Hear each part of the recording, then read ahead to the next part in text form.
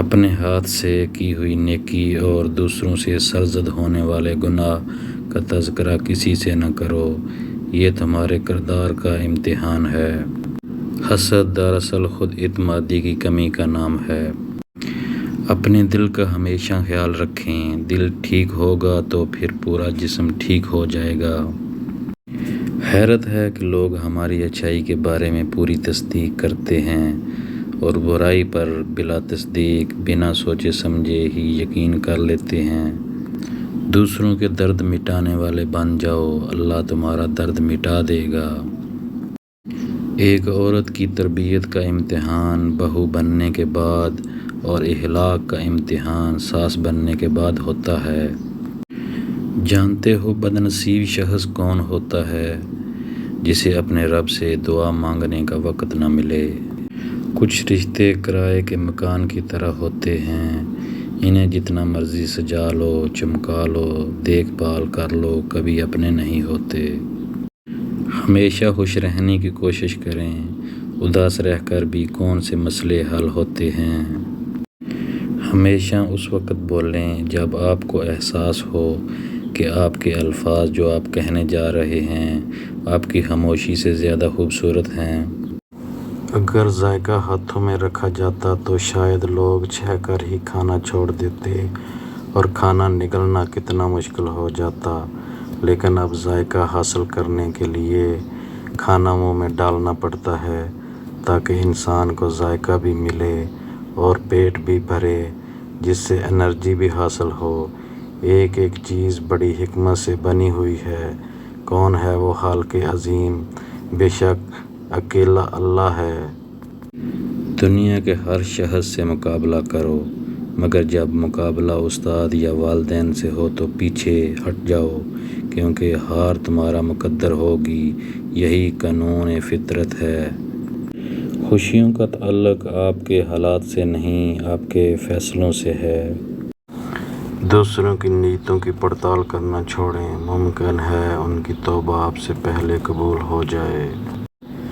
ایک پیارا سچ، جو انسان ہر وقت سب کی خوشیاں چاہتا ہے، سب کے بارے میں اچھا سوچتا ہے، سب کا خیال رکھتا ہے، وہی انسان زندگی میں ہمیشہ سب سے اکیلا رہ جاتا ہے۔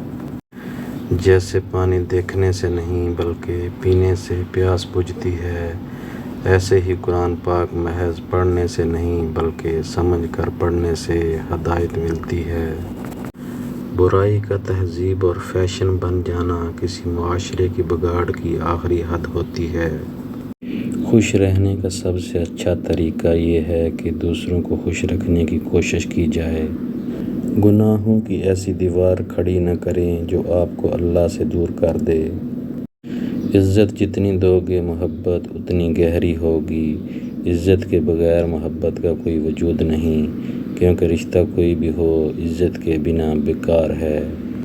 گناہ کو پھیلانے کا ذریعہ بھی مت بنو، کیونکہ ہو سکتا ہے آپ تو توبہ کر لو پر جس کو آپ نے گناہ پر لگایا ہے وہ آپ کی آخرت کی تباہی کا سبب بن جائے۔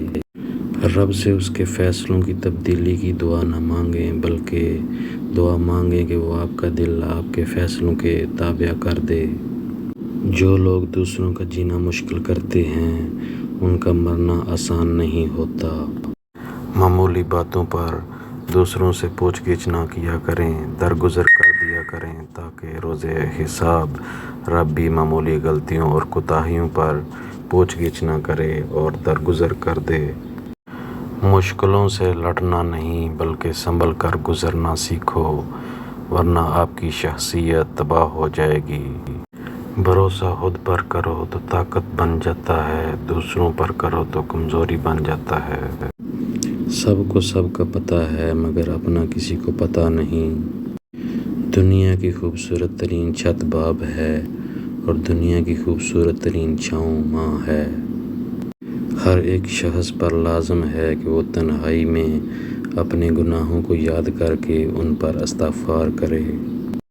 دل کا اچھا ہونے سے بہتر ہے زبان کا اچھا ہونا، کیونکہ لوگوں کا واسطہ سب سے پہلے آپ کی زبان سے پڑتا ہے، دل تک تو کچھ لوگ ہی پہنچتے ہیں۔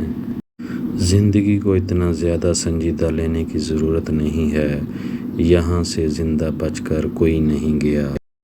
ہر رکاوٹ میں کوئی نہ کوئی بہتری چھپی ہوتی ہے، یہ بات اللہ ہی بہتر جانتا ہے۔ جن کو یہ علم ہو جائے کہ اللہ تعالیٰ بہت غور سے سنتا ہے، وہ اپنی کہانی پھر کسی اور کو نہیں سناتے۔ جو لوگ ہر چیز خوشی سے اللہ کے ہاتھ میں تھما دیتے ہیں، وہ ممکنہ طور پر ہر چیز میں اللہ کا ہاتھ پائیں گے، کیونکہ فکر وہاں ختم ہوتی ہے جہاں ایمان شروع ہوتا ہے۔